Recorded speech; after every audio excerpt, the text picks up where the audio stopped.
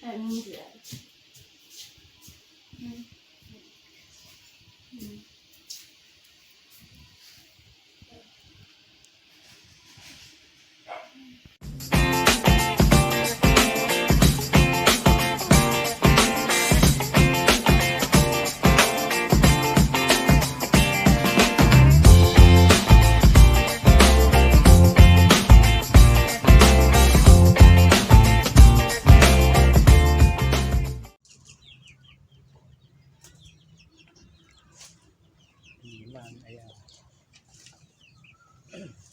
Ayan. Nag-harvest siya ng mustasa. Kunin mo na rin yung sili. Ayan, marami.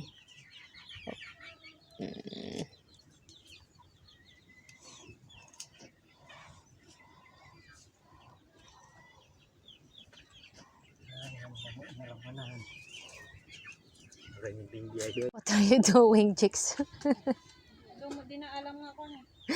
Yes. Sige na, mag-harvest ka na ng sili. No, you can. And doon si Father.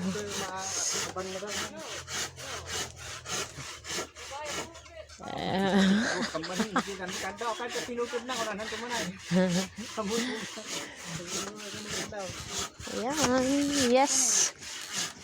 And marami kaming mga bagong tanim dito sa aming garden. And eto yung nakuha, mustasa and sili para sa dinner.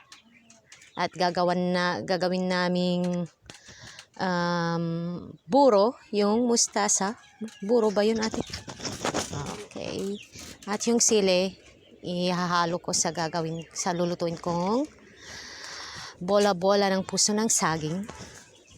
Kung napanood niyo yung video ko noon, meron po ako nung video sa bola-bola ng saging. Heto, ano yung mga to? Ate? Mga kangkong, chives, yan. Mga dapat. O, yun. Yan. Chinese spinach. Yan. Spinach or spinach, whatever you call it. Basta yun na yun. Oh, it's an... Yes. Dyan. Kanina nag-harvest si mother ng talbos ng kamote. Kumain siya ng... Yun yung merienda niya kanina. In Ilocano, nagkilabad. Chicks, you come here. Where's Kuya? Ha?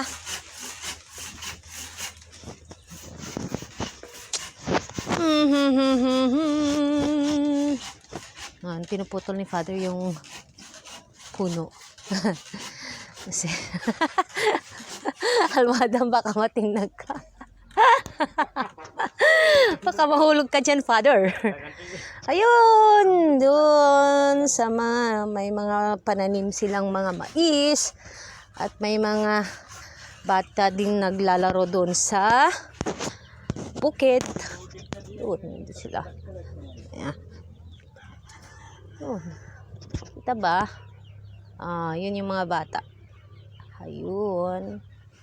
And gagawin mo dyan, Father, sa pinutol mong sanga ng puno.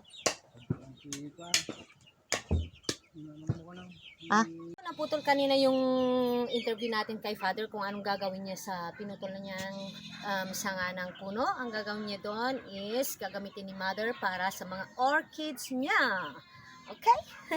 So, kung nagustuhan niyo po yung video na to, just click the like button, subscribe, and share. Bye, Kalemonade!